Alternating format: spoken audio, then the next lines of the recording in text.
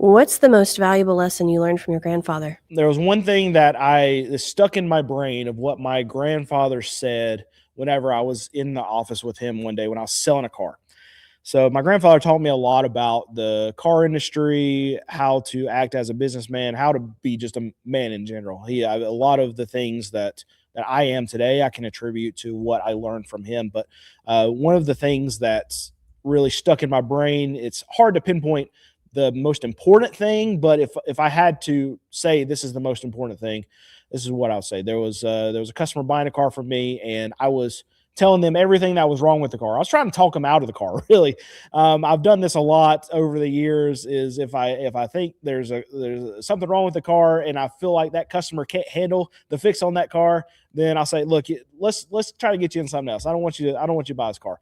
And a lot of times the customer is just going to buy the car anyway. They'll think they can overcome whatever problem is going on with the car, and they'll buy it. But I was trying to talk this particular customer out of this car, and they were buying it anyway. And they looked over to my grandfather because my grandfather was in the room, and they said, "You know what? Your grandson is a very honest man, and he's telling me everything about this car. He's even trying to tell me that I do not want to buy this car from him."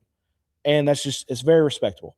And my grandfather said that, you know what, if he wasn't honest about what he was doing here at my car lot, because at the time I was selling cars on his car dealership, then he wouldn't be sitting right there.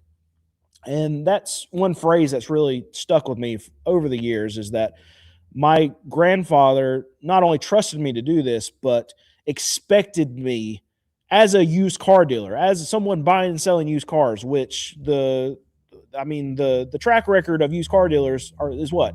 To lie until you get the car sold, right? Do anything, say anything you need to say to get that car out of your possession, even if you're lying to the customer. And this is what the market has looked like over the years, is that used car dealers are liars. Used car salesmen are liars. And for him to expect that out of me, and there was going to be no other way, because if I wasn't going to be honest about what I was selling, even though it could, if I had said something, some magical thing to them, some lie to them, that would make them buy the car and it would make me more profitable. That's not what he was expecting out of me. He was expecting me to tell the customer exactly what I knew with the car, exactly what was wrong with the car, and for me to do it in an honest way, or I wasn't going to be allowed to sell my vehicles on his lot. That's something that I think I can say is probably the thing that stuck with me the most about working with my grandfather, is that he was like the most honest person about these cars. There were so many times that I heard my grandfather talk a customer out of a car on his car lot. He would say more bad things about his vehicles than he would say good things. Somebody would walk up on the lot and he would have 3 trucks in for sale. He's a small car dealer. This is where I started. But he would have 3, 5 trucks on the lot, and a customer would walk up and say, "Hey, I'm interested in this F-150." My grandfather said, "Oh no, I don't think you want that one." And he would go through this laundry list of stuff that was wrong with the truck. They say, "Okay, well, what about this? What about the Silverado you got next to it?" "Oh, I'm not sure you want that one either. See, he's got this going on with it." It was just so funny to see my grandfather interact with these customers, and he would always just poo-poo all of his cars.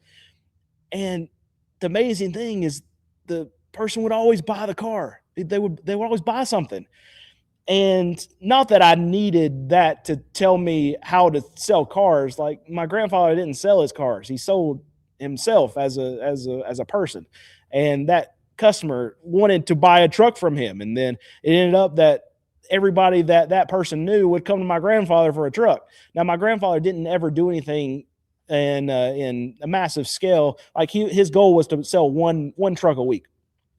But everyone in our little small town that we were selling cars, they all knew him.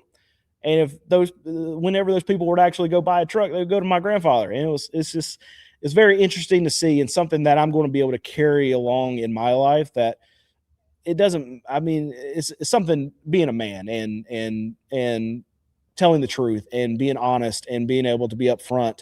And it's something that I have to carry on with myself, because it's not an easy thing to do unless it's actually ingrained into your system. And that takes years to develop that. And I'm very lucky that in business, I've never had to even have the option of another way of doing business, because my grandfather showed me how to do it. He showed me that it worked, and he showed me that you're not selling a product, you're selling yourself. And if you're selling yourself and people are buying you, if people are buying Brandon and they want to buy a car from Brandon, no, they'll wait. If I don't have the car that they want right now, they'll come back in 2 weeks and I got more cars. This is what we've really built our business on, because in my mind, we're selling a service and not a product, where we're selling cars that are $5,000 and under that, yeah, are going to have problems, but you're going to know about the problems. And that's what I want to sell, and not necessarily this 2006 Honda Civic that's got 180,000 miles and it's got a bad wheel bearing. Like, I don't want to sell that. I want to sell a place that you can go to be able to buy a car that you're paying a cheap price, that you're not having to go in debt for, and then you're also going to know what's going on with that car. Yeah, you're going to have to fix it. You know you're going to have to fix it, but you're going to know what you're going to need to fix whenever you get the car. That's what I want to do, and that's what has come from what I have learned from my grandfather in how to, one, be a business owner and how to conduct business, and then two, how to just be a man in general. So I thank him greatly for that. Is your sale price plus TT&L, which is tax, tag, and license, or is the price on the windshield the total price including that? No, it does not include that stuff, but the tax, tag, and license, that's not any money that I'm actually keeping myself. So if we have a car that's $2,500, customer is actually paying us $2,500 for the car, but instead of them having to go to the actual DMV and register it themselves and pay the taxes on it, we just collect that for them, and we provide that as a service to be able to go and turn that money into the tag office for them. And then the tag office gives us their tag, and then we're mailing the tag and the registration to the actual customer. So that's just a service that we provide.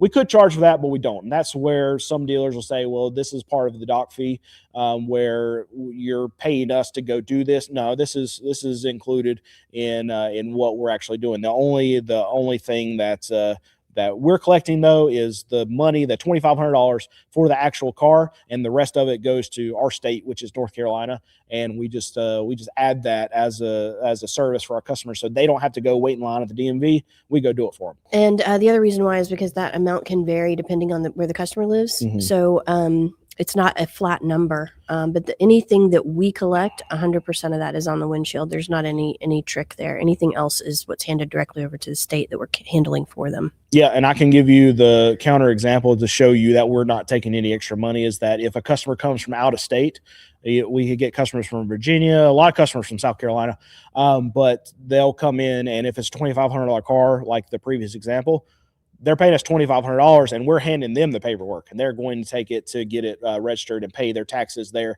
because I can't collect taxes on a South Carolina for a South Carolina resident because I'm in North Carolina. So in that particular case, that South Carolina customer is literally only paying us $2,500, and that's it. One other quick note on that. The only reason why we are allowed to do it that way is because we don't finance. So we're handing them paperwork that doesn't have a lien on it. If it had a lien on it, that's a different story. So if you're trying to buy a car from out of state and they're saying, no, they have to do it that way, they do if you're getting a loan. Yeah, because the bank does not want you to hold your title. Yeah, that's not a governmental regulation. That's that is a financing regulation, and you really don't want to make them mad either. What is the worst part of selling used cars under $5,000?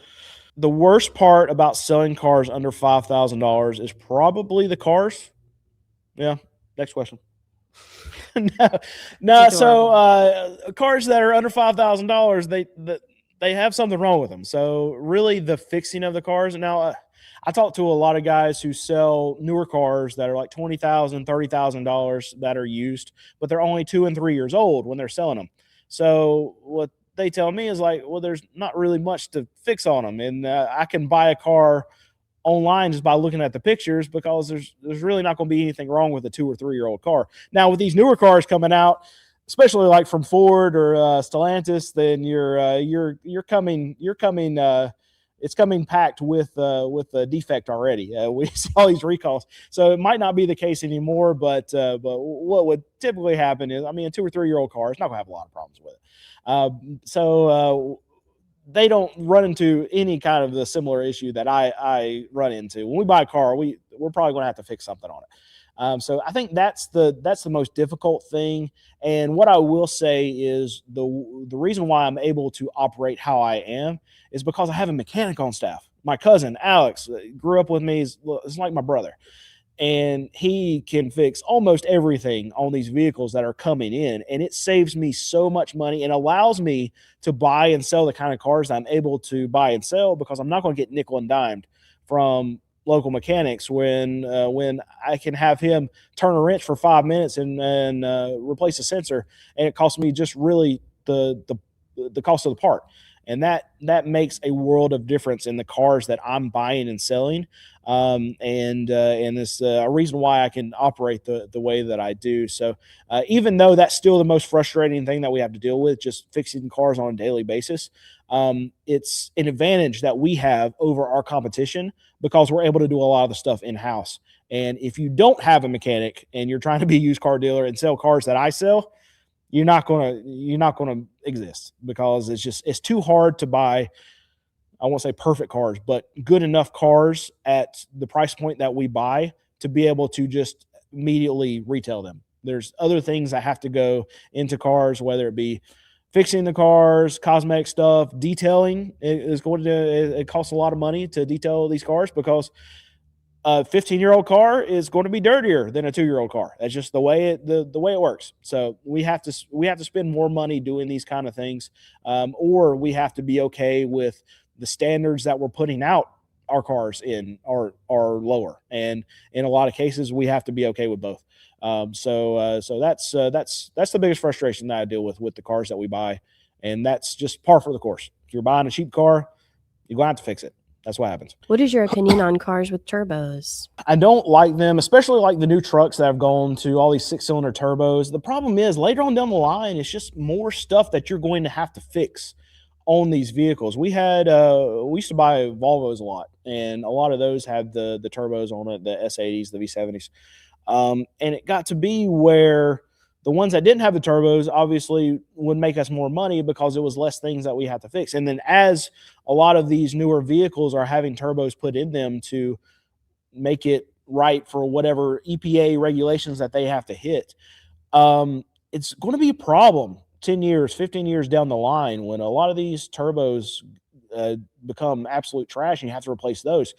It used to be 10, 15 years ago, the kind of cars that I buy, the two biggest problems that you're going to have to run into is the motor and the transmission.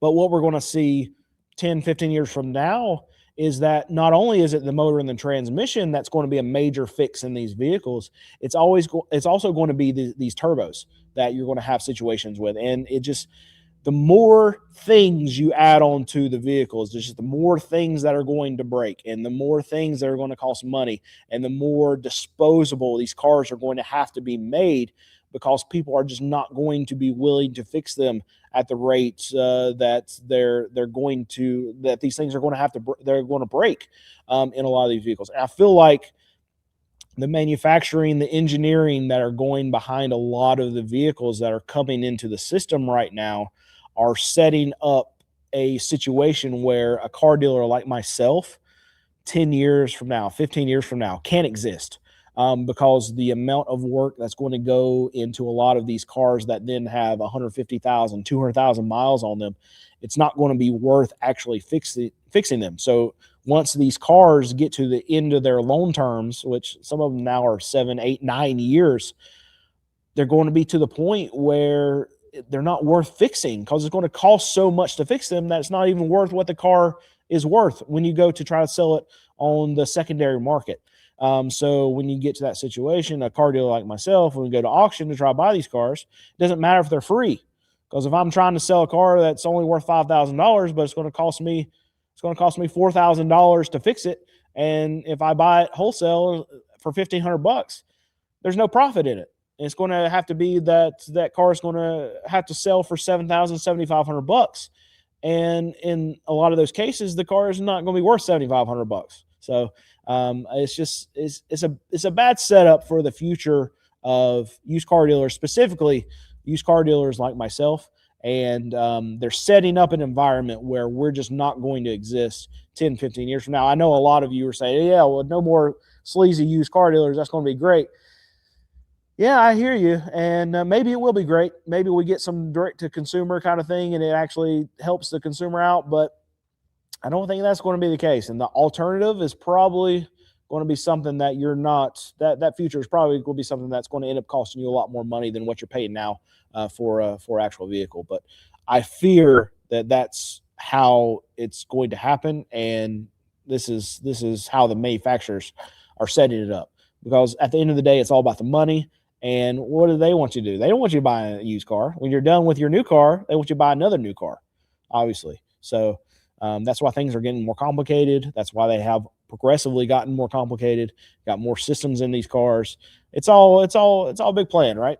They want to get your money and they want to continue to get your money. They don't want me to have any of your money, and they don't want any other dealers to have any of your money. They want to sell you another brand new Ford after their Ford decides to blow up.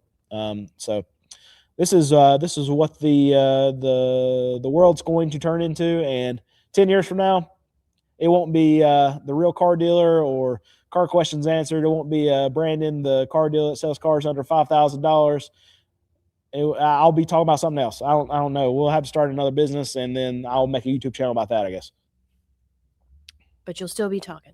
But I'll still be talking. I'll still be running this mouth. Yep. That's something. And my wife's going to need somebody else to hear it other than her.